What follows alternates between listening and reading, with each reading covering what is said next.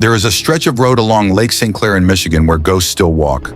Not the kind you imagine in horror stories. These are ghosts of silk gowns and diamond tiaras, ghosts of champagne glasses clinking at midnight, ghosts of an American dynasty so powerful they built not one, but two palaces side by side, just to prove they could. This is the story of Stonehurst Mansion. But more than that, this is the story of a family who turned sand into glass, glass into gold, and gold into something that would eventually crumble back to dust. When you're born into the Ford fortune, ordinary isn't an option, and the women of this family understood that better than anyone. To understand Stonehurst, we must first travel back to 1811, when a boy named John Baptiste Ford was born in Danville, Kentucky. America was young.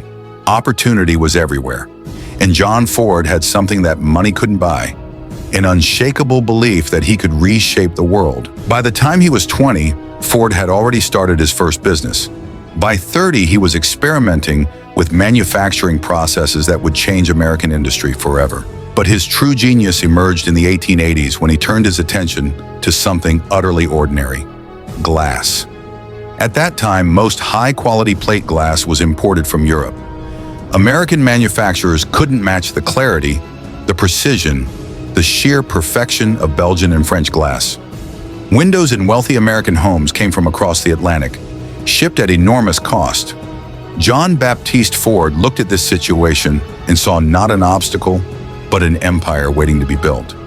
In 1883, at the age of 72, an age when most men retire, Ford founded the Pittsburgh Plate Glass Company.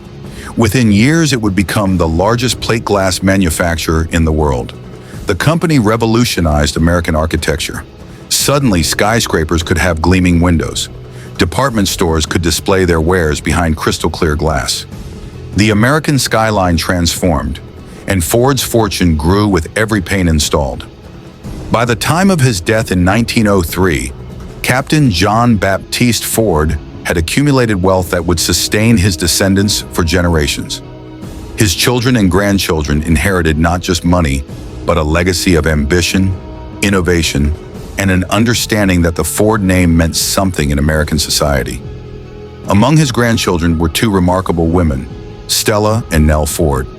These sisters would take their grandfather's industrial fortune and transform it into something even more extraordinary: a physical monument to Gilded Age excess that would define Lakeshore Drive for decades. The late 1800s in America were unlike any era before or since. Historians call it the Gilded Age, a term coined by Mark Twain to describe a society that glittered on the surface while hiding deep inequalities beneath. Industrialists accumulated fortunes that rivaled European royalty. Rockefeller, Carnegie, Vanderbilt, Morgan. These names became synonymous with unimaginable wealth. And with that wealth came an obsession: building homes that announced to the world exactly how rich you were. In New York, the Vanderbilts constructed mansions along Fifth Avenue. In Newport, Rhode Island, summer cottages with 70 rooms lined the oceanfront. Chicago's Prairie Avenue glittered with the palaces of meatpacking magnates. But in Michigan, a different kind of wealthy enclave was emerging: Grosse Pointe. The name itself sounds aristocratic. French, old money. In reality, it was a collection of small communities along the shore of Lake St. Clair, just northeast of Detroit. And as Detroit grew into the automotive capital of the world, Grosse Pointe became the address for anyone who mattered. Lakeshore Drive was the crown jewel. This winding road hugged the waterfront, offering views across the vast lake, and more importantly, offering visibility. A mansion on Lakeshore Drive couldn't be hidden. It demanded to be seen. The Ford sisters understood this perfectly. Stella Ford was not born to be invisible. As the granddaughter of Captain John Baptiste Ford, she inherited both his fortune and his ambition. But unlike her grandfather, who built factories and revolutionized industries, Stella would build something else entirely: a social kingdom. In the stratified world of Gilded Age society, women like Stella wielded enormous power. They decided who was invited to which parties. They determined which families were accepted into elite circles. They set the standards for fashion, for etiquette, for everything that mattered in high society. And to exercise that power, you needed the right stage. Stella married Joseph Schlottman, a successful businessman who understood his wife's ambitions and had the resources to support them. Together, they began planning what would become their masterpiece. They acquired land on Lakeshore Drive in Grosse Pointe Farms. Not just any land, but a prime waterfront parcel with sweeping views of Lake St. Clair. The location was perfect. Now they needed an architect who could match their vision. The result was Stonehurst. Construction of Stonehurst began in the early 1900s, during the absolute height of Gilded Age mansion building. The name itself, Stonehurst, announced exactly what visitors would find. This was not a house of wood and plaster like ordinary homes. This was a fortress of stone, built to last for centuries, designed to impress for eternity. The architects drew inspiration from the great estates of Europe: French chateaux, English manor houses, Italian Renaissance palazzos. Stonehurst combined elements from all these traditions into something uniquely American, a declaration that the New World could rival anything the Old World had created. The exterior featured massive stone walls, likely sourced from local Michigan quarries or imported from further afield. Every stone was carefully selected and placed. The facade presented a formidable face to the world, elegant but powerful, beautiful but serious. Architectural details commanded attention from every angle. Grand entrances with carved stone surrounds, tall windows that flooded the interior with light while framing views of the lake, chimneys and turrets that broke the roofline in carefully composed asymmetry. But the true magnificence of Stonehurst revealed itself inside. Stepping through the front doors of Stonehurst was like entering another world. The entrance hall alone would have dwarfed most ordinary homes. Soaring ceilings, elaborate woodwork carved by master craftsmen, a grand staircase that swept upward in a dramatic curve, designed specifically so that Stella could make an entrance when descending to greet her guests. Every room served a purpose in the elaborate theater of wealthy entertaining. The drawing room where ladies gathered for afternoon tea and gossip. The library lined with leather-bound books that announced intellectual refinement. The music room where string quartets played for assembled guests. The dining room where tables stretched long enough to seat dozens for formal dinners. Imported fixtures filled every space. Chandeliers from France dripped with crystals. Marble mantelpieces came from Italy. Silk wall coverings were custom-made to Stella's specifications. Oriental rugs covered hardwood floors polished to mirror brightness. The kitchens and service areas, hidden from guest view, were equally impressive in their own way.